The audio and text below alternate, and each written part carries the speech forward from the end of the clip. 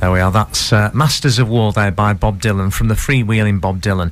And I'm going to have a chat now with Emma Harrison from Swarm. Good afternoon, Emma. Hi, Ian. How are you? Fine, thank you. A bit warmer than last time. Yeah, I believe congratulations are in order, because you've just got engaged. Yes, thank you, Ian. Right, you were on the show back in November, just after the Memorial Day, and you were talking about the work of Swarm, so I was just like to perhaps remind everybody what Swarm does.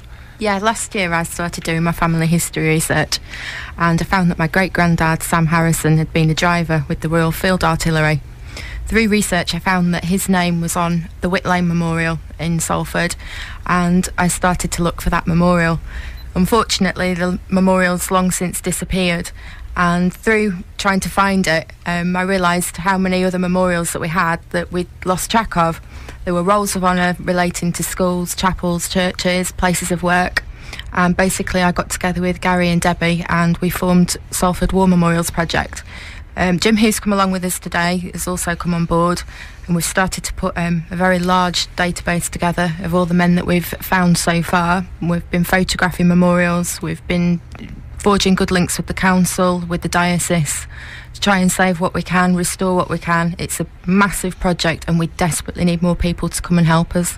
Yeah, you've got quite a lot of things you want to do, haven't you? Now, you said to me before that, you know, there's not, you need more people. You need people to get involved, and obviously people to be on a committee as well. That's right. At the moment, you know, we're down to the bare bones of people, really. We need more people to come on and help us with research, people who may have family on these memorials. There wouldn't have been a family unaffected by World War I. Everybody would have known somebody, and obviously through Graham's project with the Billy Unsworth project, people have come forward onto the Facebook page and, you know, relations of Billy Unsworth, and there'll be loads more people like that. Yeah, and I know that one of the things you mentioned was you were working on saving the memorial that was in the Central Mission when you came on the show in November, and I know that that's moved on a bit now, hasn't it, because obviously Central Mission is now gone, and I believe the memorial has been preserved and it's going to be cleaned up, and obviously Oasis Media Academy construction is well underway. That's right. When we were last in, the building was still up, the memorial was still inside. We'd only seen photographs of it. Graham managed to get into the building to take photographs of that. The names have all been indexed and the men have been researched, and we've put together a book of remembrance.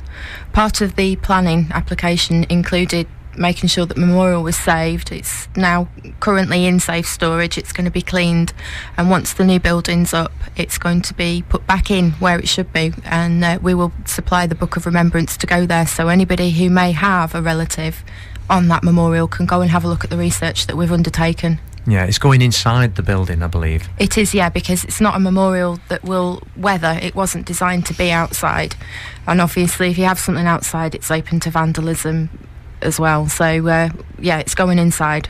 Yeah, because there's quite a thing about the memorials, even the ones that are allowed outside.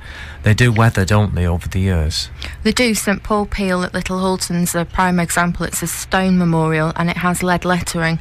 They're very small letters, and how they've been tapped in, once they've come out, you can't tell what the letters were originally, and that one is one that we would like to eventually see having some work done to it to restore those names. Yeah, I suppose that you've got to use sort of technology then when the stone's weathered to try and get perhaps an image of, you know, under some sort of machine or something to try and see what was actually on the stone. Well, part of the project is going round and photographing all the memorials, and in the case of the St Paul Peel, each side of the memorial, so that, you know, as things are weathering, literally every month that goes by there's more damage done and everything, particularly the winter that we've had, the ice has sort of affected it. It's knocked the letters out.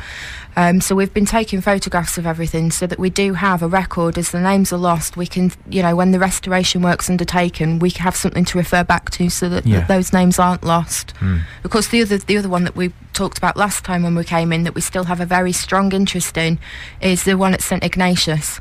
Obviously that church is now a disused church, and it's a wooden memorial and it needs some TLC. And if that isn't sort of seen to, that will deteriorate and the names will be lost. Again, we have photographs of it, but before it gets into such a bad state, we'd like to see something done. Of course, yeah. I suppose stone cleaning can do a lot of damage, can't they? When you have buildings cleaned, you've got to be very careful you don't damage any sort of inscriptions on the building. Yeah, I mean, one that you can go and have a look at, everybody can walk past it, is St Peter's Lichgate here in Swinton. That's got an awful lot of names on it, and you know, there's ones you can't read on there. They've been weathered badly. Yeah. Right, we'll come back to Emma in a short while, because we're going to have a bit of a track now, which was it's an instrumental going back to the 1960s.